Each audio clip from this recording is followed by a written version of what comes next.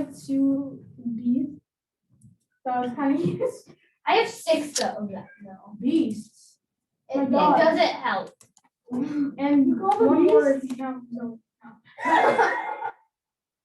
6 dogs and 4 cats. You know the line.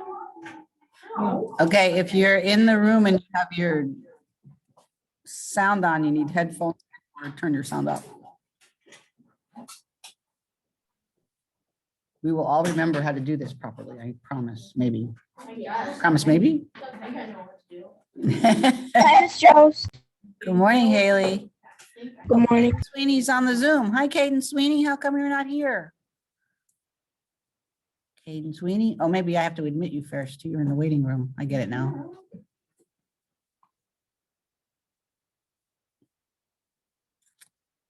All right. Bella.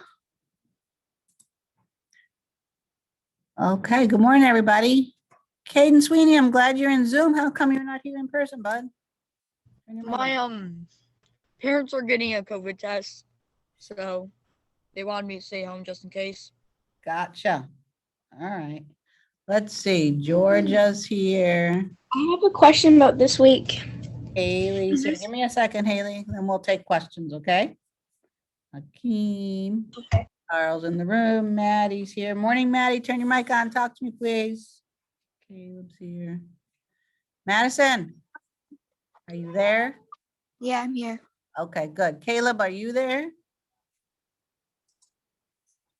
Caleb? Yeah, I'm there. Okay, Justin, are you there? Justin? Yeah. Okay, good. Just checking in. All right, Haley, what's your, well, first of all, welcome back, everybody. And those of you in person, welcome back in person.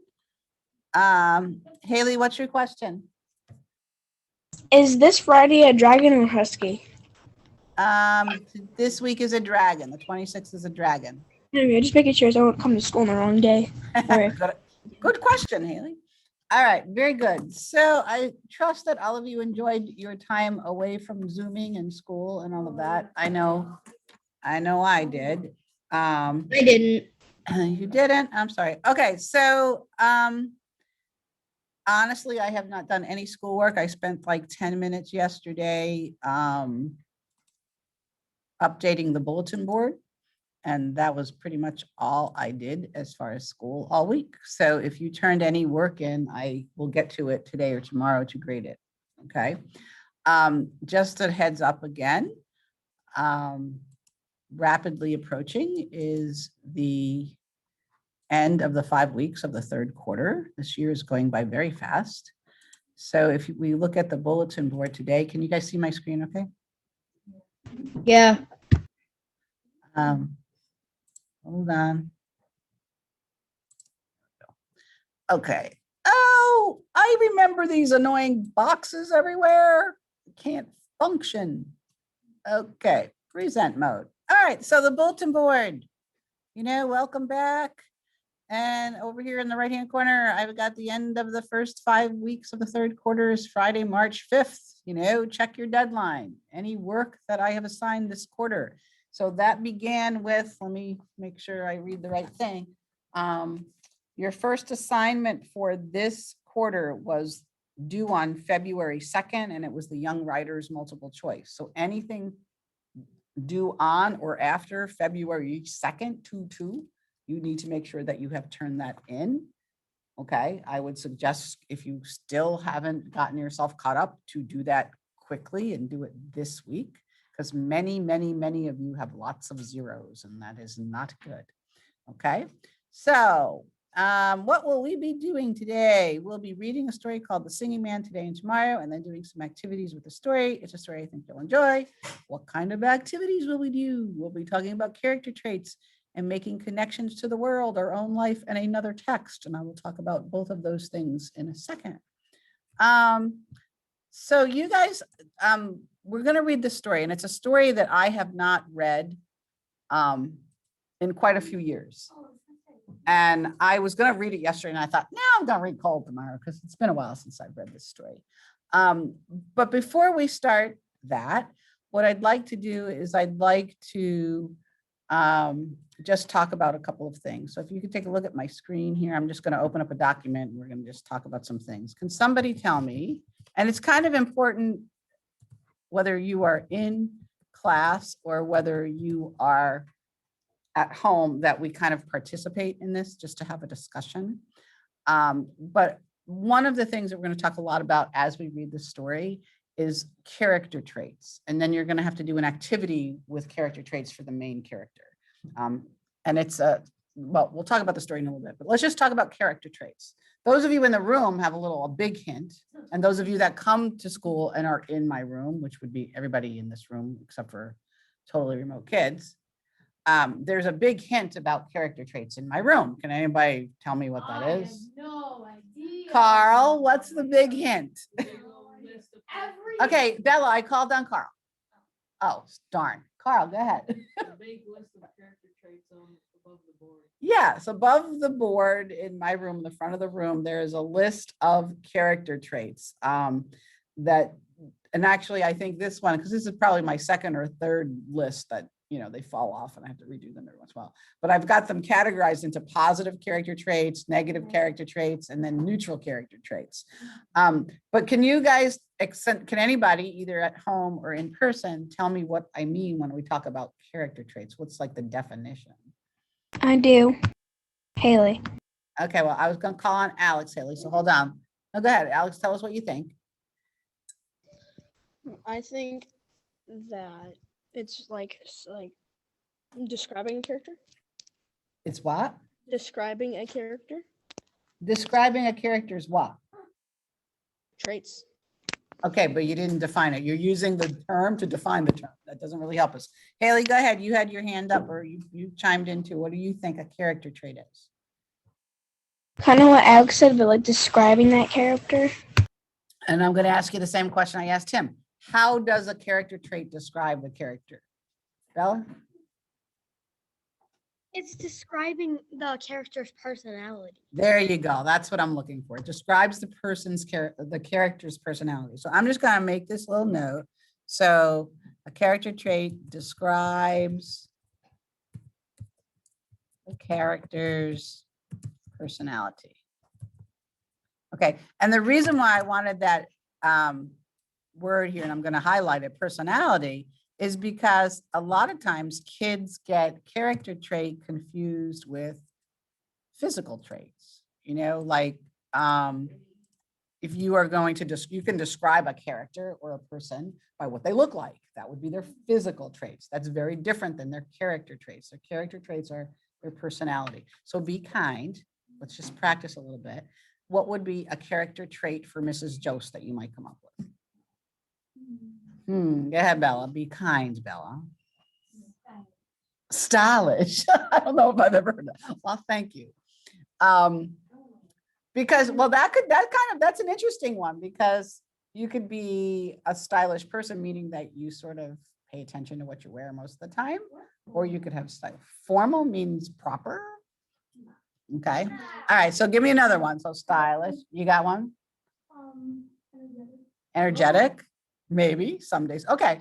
So that's the kind of the thing. So, you know, I asked you to be kind, but I'm sure you can come up with a list of negative ones too, if you wanted to. Mean, nasty, she yells a lot, whatever. Okay. So you get the idea. Okay. So that's one thing that we're going to kind of focus on as we go through this story. Another thing, and this might be new, but I don't know why I have this one, but okay. Connections. Okay. I highlighted that and that's okay.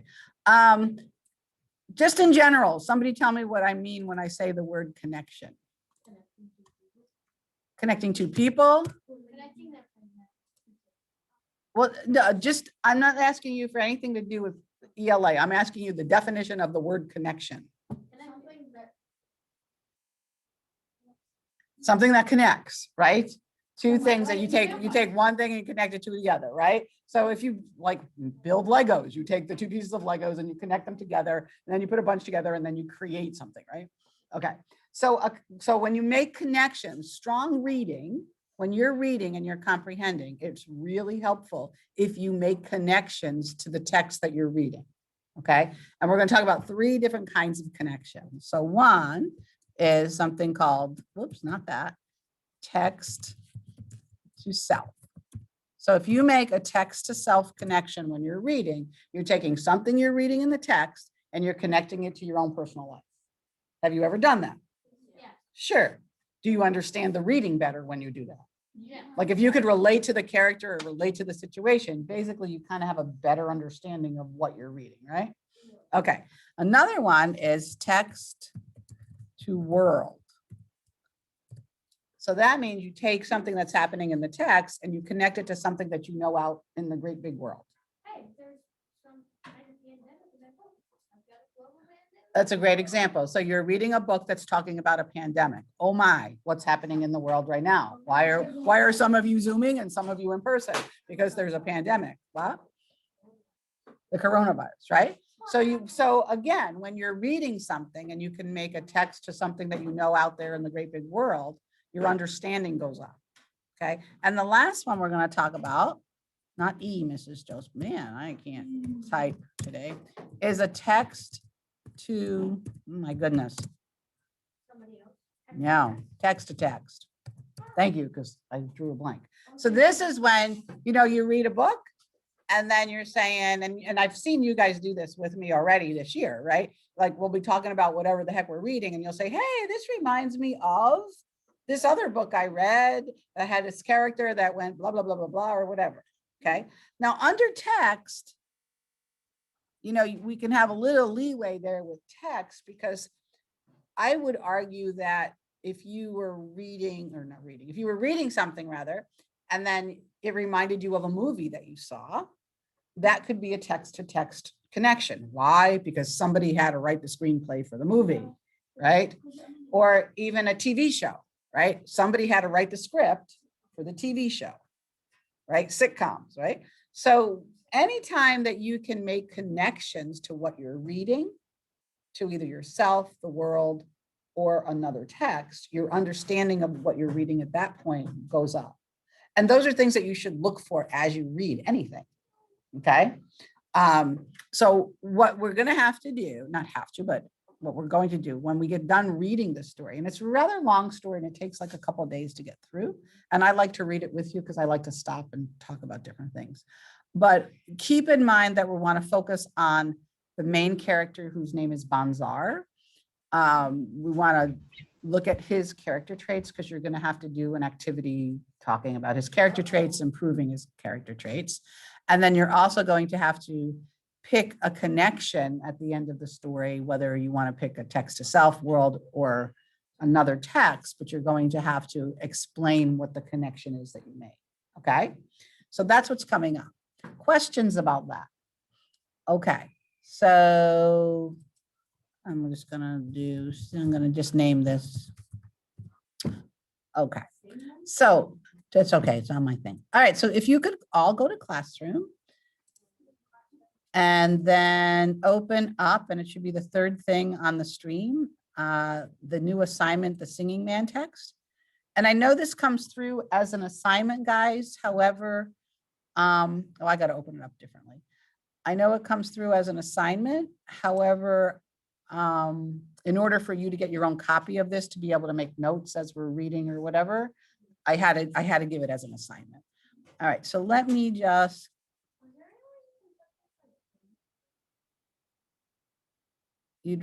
I could, yeah, if I could figure that out. Alex, could you hit the middle button on the Promethean? Please.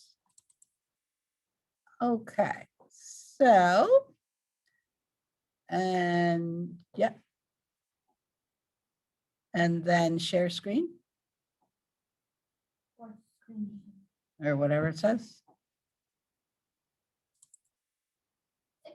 I had to go back one because, oh wait, no, don't go back one, never mind. Okay, hold on, now I gotta do it over here. And I gotta remember how to do that. Well, I haven't used it in a long time. I haven't screen shared because it has more things that I have to like keep track of on my screen.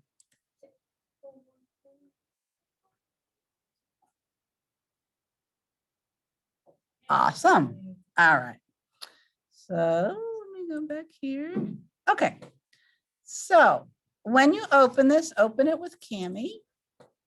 And the reason why we're opening it with Cami is so that as we're reading, if you have anything that you want to highlight or underline, like if we come across any words you don't understand, if you don't understand a sentence or two, you can underline it. And then when we take a break, we can talk about what your questions are.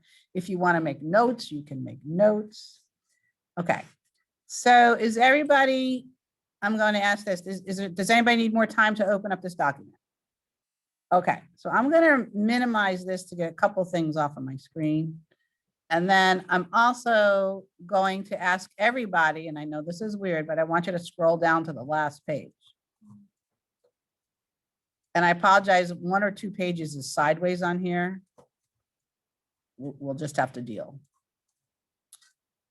Okay, so this story comes from Africa, from West Africa. I love this story. I think it's a fun story, but there's a pronunciation guide for some of the words that we are not familiar with in English. So if you look at the last page, it says there are several African words that might be difficult to pronounce in the story. Most African language contains sounds that have no exact match in English. The following guide attempts to give a spelling which comes close to the actual sounds. So the first one is Banzar. Could everybody say that? Okay, and then who is the character? And then Lagos is the place. It is the, I think it's the city that he comes from. And then Omele, Otolo. Otolo is a person. Omele, I think, is a type of drum, if I remember right. And actually, honestly, it's been so long since I read this, I don't remember what all of these mean. Some are people and some are places. Sholo is definitely a person. And Swanga and Taki, okay? So if you look on the left side, it gives you the spelling of it, and then on the right side is the actual pronunciation, okay?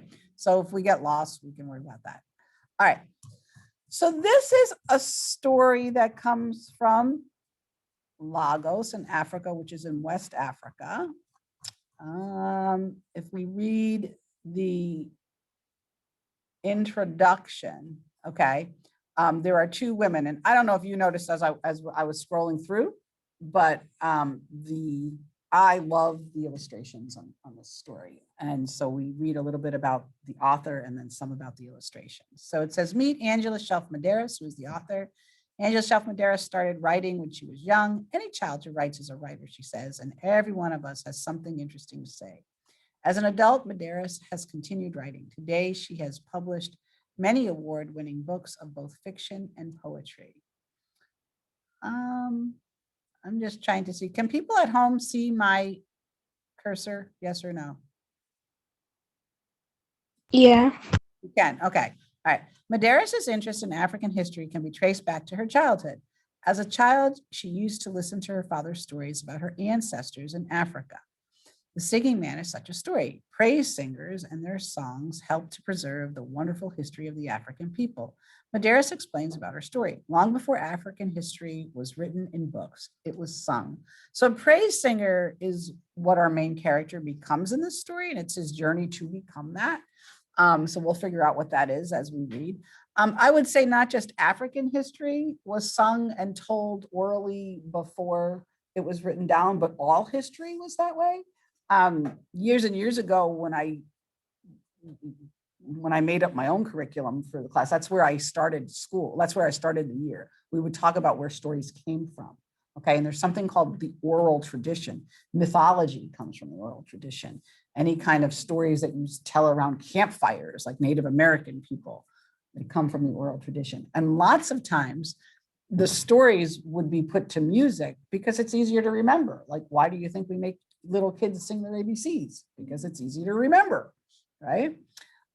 So all history comes from that. But this is a story particularly about that in this culture. And then this is meet Tereya Schaefer. Tereya Schaefer and Andrew Shelf Medeiros share a special relationship. Both are interested in African culture and history, and both have worked on several books together. The Singing Man, in fact, is the 3rd book in which the 2 women have joined their talents and interests. Of her work on this book, Schaefer says the colors were inspired by the textiles of West Africa. through color, texture, and the characters portrayed. I wanted to show the diversity of Nigeria's people and the landscapes. For her efforts, Schaefer has received the Coretta Scott King Illustrator Honor Book Award. Anybody know who Coretta Scott King was? She just passed away a few years ago. She actually lied in state in the Capitol. Nobody knows? Do you know who Martin Luther King Jr. was? It was his wife. His wife. So it's a pretty high honor to receive that honor. Like any time a book gets an honor, it's a pretty big deal. Okay, so this is The Singing Man. And again, I would not just take note of, the text, but the illustrations I think are beautiful. All right. So here we go. What I would like you to do, not only pay attention to character traits and any kind of connections that you may have in the book, but also as I'm reading, you can use your drawing tool to underline anything you might not understand, okay? Or you could circle things or whatever if you want to make notes. If we start to talk about explaining something, you can make notes as we go along, okay? So here we go. Long ago in West Africa, the people spoke of the singing man. Some tell his story this way. In a small village near the city of Lagos, there lived a man and a woman who had 3 sons, Swanga, Taki, and Banzar. When the boys of the village reached a certain age, their fathers took them deep into the bush for their manhood ceremony.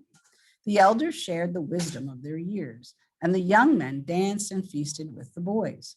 When the manhood ceremonies were over, the boys chose their life's work. Okay, so I'm going to stop right there because I can make a connection to that. Can anybody make a connection to what happens when boys enter their manhood? Have you ever heard of anything like this before in your life? Anybody?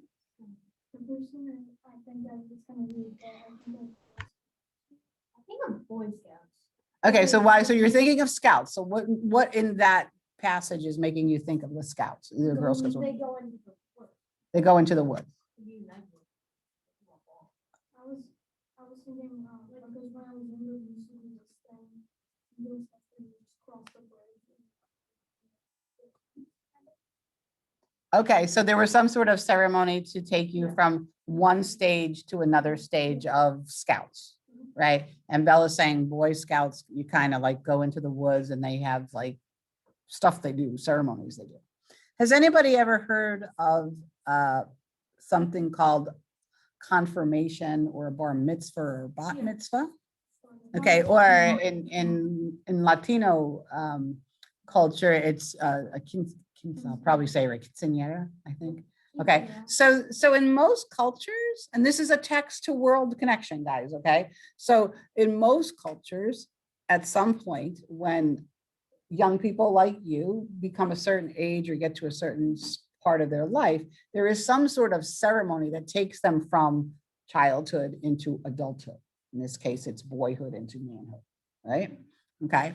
Unfortunately, we don't do a whole lot of that anymore in America. Like some people that follow a religion closely, they still do that, but we don't do that much anymore. But that would be a text to world connection right there. Or if you have gone through that, even Sweet 16 parties aren't as popular as they used to be, but that would be like a rite of passage kind of thing, right? Okay, so here we go. After Swanga was initiated into manhood, he decided to become a farmer and follow his father into the fields. The 2 men labored under the hot sun to grow acres of beans and grain and yams. I'm going to underline a word that I just used, initiated. Who knows what that means? What? Sense. Yeah, initiated is a rite of passage. So if you want to make a note, like Mrs. Jost is making, maybe Mr. Schuyler, maybe you can do that. It's a rite of passage. I should have probably used a text box.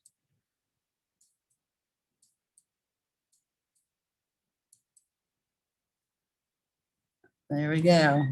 Okay. So I found another one. go ahead. Laid board. I can't. Yeah, that one. Okay. Do you know what it is to be part of the Let's see, the two men labored under the hot sun to grow acres of beans, grains, and yams. So what are they doing under the hot sun, Haley? They are growing things. Well, they're growing things, but what do they have to do in order to make the things grow? Water them. Use the sun. Anybody? No, that's not quite right. The two men labored under the hot sun to grow beans. So what did they do under the hot sun to grow stuff? Belle, what'd they do? They worked. You labor, they work. Why can't I get a text box in here? Here we go. I don't know either. Okay, so labored means to work. If you're part of the labor force, you're part of the workforce, right? All right, we good? Okay, when Taki was initiated, he decided to become a blacksmith. He fanned the flames of the fire and twisted the hot metal into tools. Then he took his wares to sell at the market. Are we good with words there? Carl, what's wares mean? He took his wares to sell at the market. His fruits, vegetables, He's a blacksmith. weapons. They don't necessarily have to be weapons, but yes, the things that he made, right? He would take them to the market to sell them. Okay. So if we underline the word wares, it's his stuff. There's a word for you. It's his stuff. The stuff he made as a blacksmith. That's a dead word. It is a dead word, but I'm being funny. So you can see one of the brothers is laboring in the field. The other brother is working as a blacksmith. I don't know. Let's find out. Okay, so here we go. But Banzar, the third brother, had no interest in these things. He did not want to be a farmer or a blacksmith, and he hated the very thought of selling things all day in the noisy, crowded marketplace. Banzar loved music and nature. Every day he listened to the songs the birds sang, the tune that the wind whispered to the trees, and the melody the river made as it rushed over the rocks. Soon it was time for Banzar to be initiated into manhood. After the secret ceremony, the elders of the village called Banzar before them. "What work will you do to help the village?" asked one of the elders. "I want to be a musician," Banzar said. "A musician," said the elders. They whispered among themselves for a moment, and then they spoke quietly to Banzar's father. Why do you think the elders reacted this way?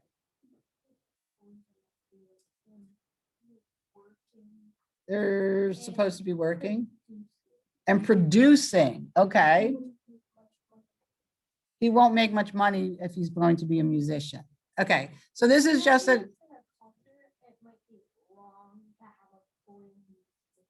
Okay, we don't know that, right? So maybe according to their culture, it might be wrong to have a boy musician, but let's just talk about this. Do you guys think music is important? Very? Yeah. Yeah.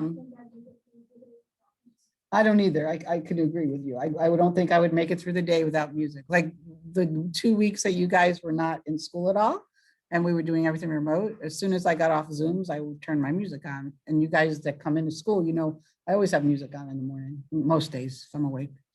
Okay, so yeah, so sounds like the elders are gonna have a problem with what he wants to do. Okay, here's where I messed up, so we have to turn our heads sideways. I apologize. The elders say that music is not an acceptable choice, Banzar father told his son. Can music grow yams to fill your stomach? Can music make iron into tools to sell in the marketplace? The elders have declared that you must work for the good of the village, or you cannot remain here. Please, son, make another choice. If you don't, you will have to leave. We must abide by the wisdom of the elders. So the dad explains to him that no one in the village thinks that music is going to benefit anybody, right? Do we know what yams are? They're not meat. It is a potato. It's like a sweet potato. Yeah. Okay. Do we know? I think that was the only thing that we must abide by the wisdom of the elders. What does that mean? Obey. Okay, so if you don't know the word abide, you should underline it. It's right there. Oh my goodness. Oh, I forgot to change my tool. Okay, abide just means to obey. And I'm just going to write that over here because it's sideways and whatever. Okay. I am sorry, Father, Banzar said. I want only to be a musician, so I will go. Banzar and his parents were very sad. When it was time for Banzar to leave, his father gave him a few coins. His mother gave him a water jug and a package of food. Banzar took their gifts and his flute. He waved goodbye to his family. Then he set off on the road to the town of Otolo. So Otolo was a town. Okay. So he decides to leave, right? He's probably not much older than you guys. I'm going to say he's probably between 13 and 16. So leaving home and everything he knew, you think that's an easy thing for him to do? Definitely not. Definitely not. Okay. Next page. Banzar walked for a long time. The birds chirped and a gentle breeze blew through the trees. He took out his flute and began to play. When he finished his song, he felt better and decided to eat. He sat down on a flat rock and unwrapped his food. As he started his meal, a blind man came down the road, swinging a crooked wooden stick in front of him. He wore the necklace of a praise singer and had an omele drum tied to his back. He played the drum when he sang praise songs for the village chiefs. For a few coins, he sang special songs he composed to honor the chiefs and his ancestors. He traveled from village to village, singing about the history of the African people. Do we know what an ancestor is? People like I think an older generations of your family.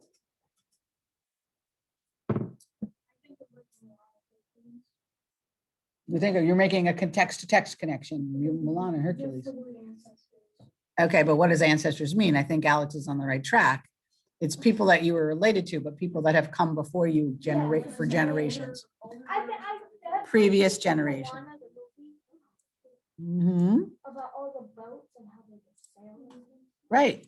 Okay, so we could say previous generations. So if I'm making notes on my text, Skylar, you should be making notes on your text. I know that you're sort of looking at the screen on the big screen, but you need to take a look at your screen too. Okay, so previous generations. Do we have any idea what a praise singer is? A very famous. I don't know if famous. Carl? Carl actually remembers how to play school because he's raised his hand. Yes, Carl. Somebody who sings about their history. Yeah, somebody who sings about the history of the people, right? And shares it with other people. So do you think this praise singer values music more than the elder villagers in Banzar's town? Sure. Okay. So here you can see this blind man walking. Again, a beautiful illustration. And Banzar is just sitting there playing his flute, and they kind of hang out and they talk. And he says, "Good day to you, my father," said Banzar politely. "Have you eaten yet?" "Good day to you, my son," said the old man. "Yes, I have eaten. Thank you very much. Could you tell me if I'm near the town of Otolo?" "Yes, it is just down the road," said Banzar. "I'm going to Otolo also." "Then we can travel together," said the old man. "Are you going to the marketplace to buy or to sell?" "Neither," said Banzar. "I have just a few coins and therefore I cannot buy anything. The only thing I own is my flute, and I would never sell that." Any questions? We're good? Yeah. Oh, I assumed that we knew what a marketplace was because we. Okay, does everybody know what a marketplace is? Yes. All right. "Ah," said the old man, "you must be a musician. Let me hear you play." Banzar made the flute trill like a songbird. Trill is a really fast, repeated note. We're not whistling now. I was just using that as an example. Okay. He made the flute trill like a songbird. "Yes, you have the gift," said the old man. "Why don't you travel with me? My name is Sholo. If you help me, I will teach you the ways of a musician." "Thank you, Sholo," said Banzar. He finished his meal and together they traveled to Otolo. We will go to the chief's house, said Cholo as he placed his hand on Banzar's arm. I will show you how to make your living as a musician. Banzar and the old man turned up and down the narrow streets of Otolo and through the busy marketplace until they came to the chief's house. This is a great illustration. I just love them. Okay. When the music stopped, the crowd clapped their hands. The chief gave Banzar and Cholo money and food and lodging for the night. As they prepared their sleeping mats, Cholo told Banzar about the history of the praise singers. For many years, Banzar traveled with Cholo from town to town. Cholo taught Banzar how to play the omele drum and compose the praise songs that honored the ancestors of the village chiefs. We are the keepers of the past, Cholo told Banzar. A people without a past have no future. Do you guys agree with that? You don't know your history, you kind of don't know where you're going, right? Okay. So this is them preparing their mats to go to sleep. A lodging, yes, thank you. I knew there was a word in there. So yeah, let's just underline the word lodging. If I could find it. Yes, it is a hotel. Place to sleep. Oh my goodness. We'll just say, he must have really liked the music. Well, what's different about this chief in this town as compared to the elders in Banzar's hometown? He likes music and he lets people follow their own. Okay, so he appreciates music, right? He values music. And also there's something to be said about following your own path and your own, what people might call a calling, right? What you're supposed to do.